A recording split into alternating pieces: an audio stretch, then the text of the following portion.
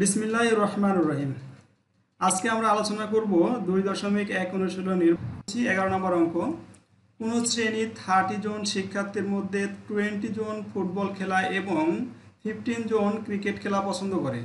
দুটি খেলাই পছন্দ করে এরূপ শিক্ষার্থীর সংখ্যা 10। কতজন শিক্ষার্থী দুটি খেলাই পছন্দ করে না তা ভিন্ন চিত্রের সাহায্যে নির্ণয় করো। সমাধান: মনে করি ফুটবল খেলা পছন্দ করে এরূপ শিক্ষার্থীর সেট এফ এবং ক্রিকেট খেলা পছন্দ করে এরূপ শিক্ষার্থীর সেট সি। এখানে দেখো আমরা ভেনচিত্র আঁকানোর জন্য একটি আয়তক্ষেত্র নিলাম।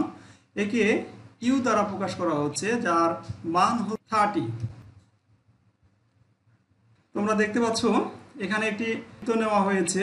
ফুটবল খেলা বোঝানোর জন্য এফ নেওয়া হয়েছে, যার সদস্য সংখ্যা 20। দ্বিতীয় আরেকটি বৃত্ত নিলাম, এটাকে ক্রিকেট খেলা বোঝানোর জন্য নেওয়া হয়েছে, অর্থাৎ একে সি দ্বারা প্রকাশ করা হয়েছে। এখন দেখো বৃত্ত দুইটি পরস্পর কমন জায়গায় ছেদ করেছে, একে আর দ্বারা প্রকাশ করা হয়েছে। এখন দেখো বৃত্ত দুইটি 3টি অংশে বিভক্ত হয়েছে, কিউ আর এস, আর এই টোটাল আয়তক্ষেত্রের মান 30। এখানে আবার আরেকটি অংশ আছে, দেখো 30, অর্থাৎ কিউ আর এস যে অংশটা দখল করেছে এই অংশে বাদে আরেকটা অংশ থাকে, সেটা হচ্ছে পি, অর্থাৎ এই বাহিরের পুরো অংশটুকু। তো দুইটি 4টি অংশে পুরো আয়তক্ষেত্রকে বিভক্ত করেছে। দেখো পি, কিউ আর এস, আর এফ এবং সি এর কমন অংশ আর, অর্থাৎ এফ ফুটবল খেলা পছন্দ করে এরূপ শিক্ষার্থীর সেট এফ দ্বারা প্রকাশ করা হয়েছে পুরাবৃত্তটাকে, আর ক্রিকেট খেলা পছন্দ করে এরূপ শিক্ষার্থীর সেটকে এই পুরাবৃত্ত দ্বারা প্রকাশ করা হয়েছে। এবার একটু মিলিয়ে নিই। ভেন চিত্রে আয়তাকার ক্ষেত্রটি 30 জন শিক্ষার্থীর সেট, সার্বিক সেট বড় হাতের ইউ এবং পরস্পরছেদী দুটি বৃত্তক্ষেত্র দ্বারা এফ ও সি নির্দেশ করা হলো।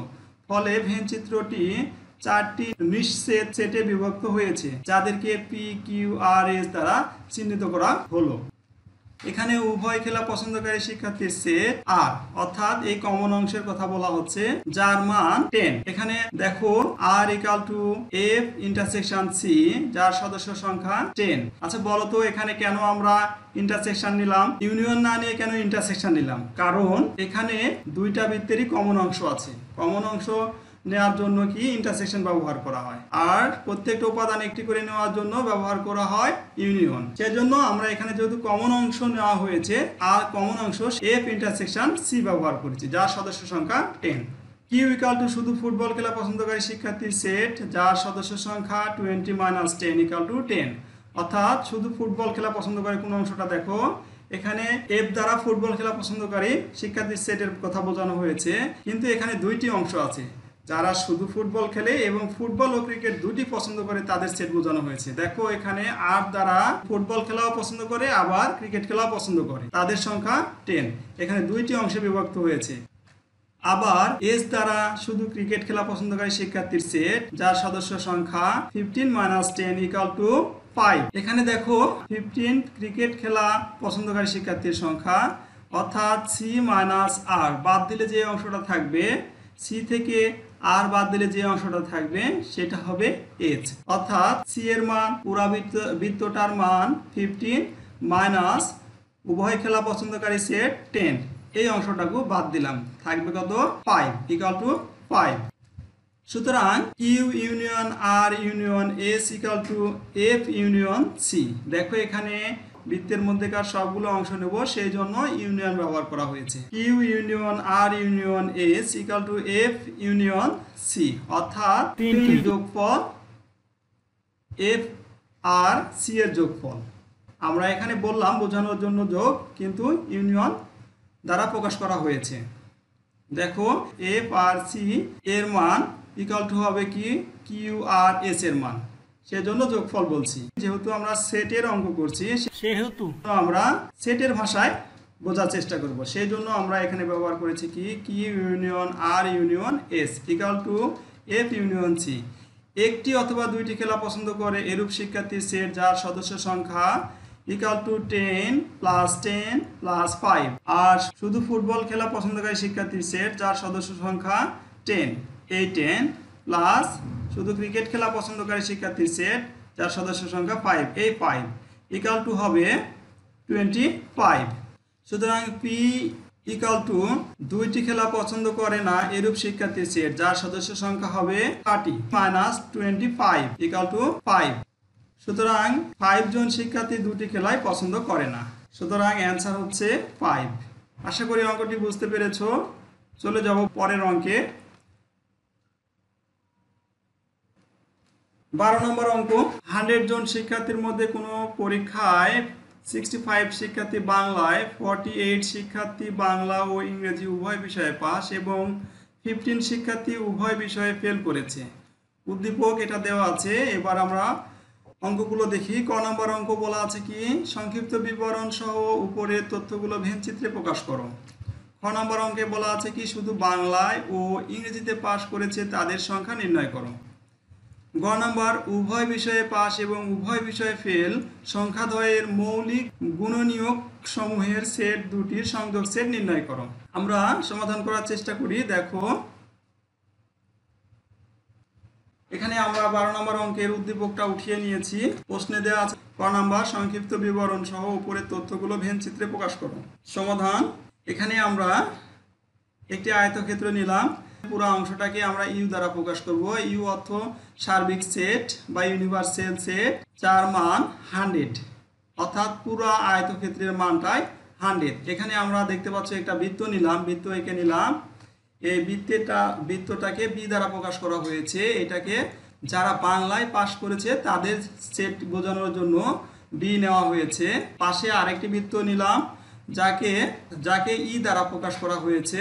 বি এবং ই এর একটি কমন অংশ আছে। এই কমন অংশকে আমরা কি বলবো, কিউ দ্বারা প্রকাশ করলাম, অর্থাৎ যার মান 48।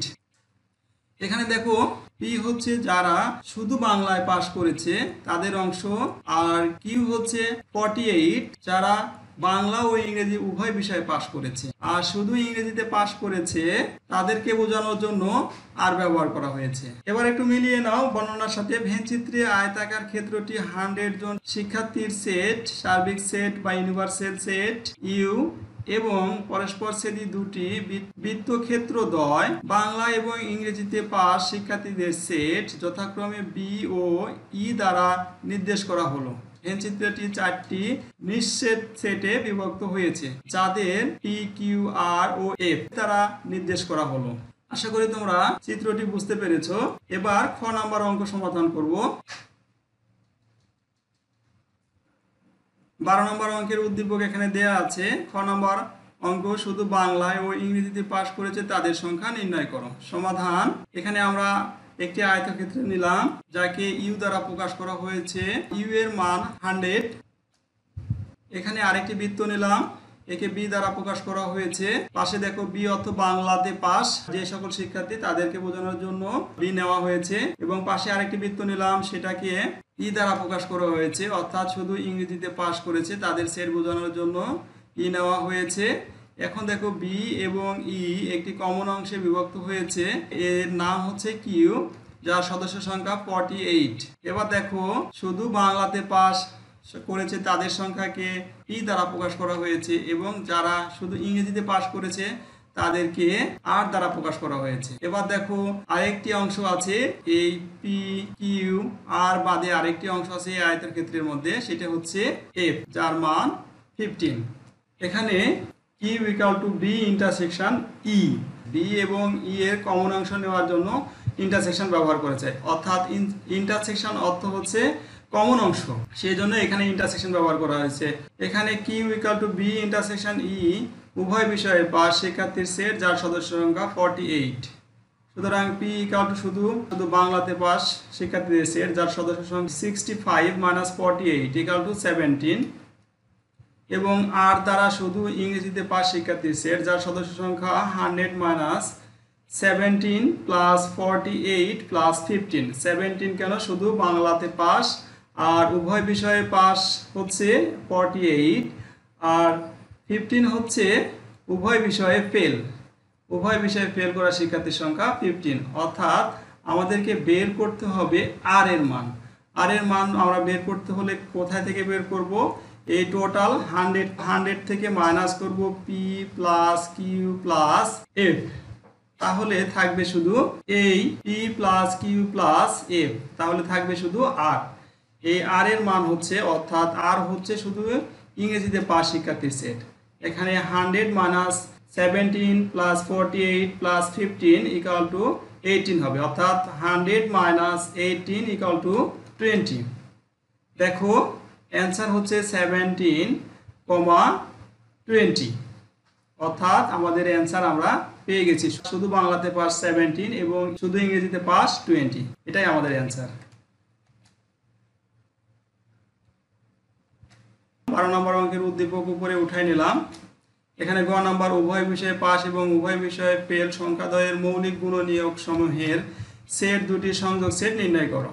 সমাধান: মনে করি উভয় বিষয়ে পাস শিক্ষার্থীদের সংখ্যার মৌলিক গুণনীয়কের সেট এম এবং উভয় বিষয়ে ফেল শিক্ষার্থীদের সংখ্যার মৌলিক গুণনীয়কের সেট এন। এখানে উভয় বিষয়ে পাস শিক্ষার্থীদের সংখ্যা 48, যার মৌলিক গুণনীয়ক সম 2,3।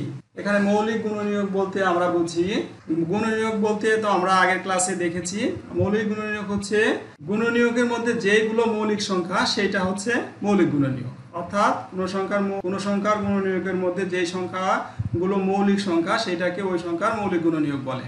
দেখো 48 এর মৌলিক গুণনীয়ক সম হবে 2 এবং 3, সুতরাং m ইকুয়াল টু 2,3।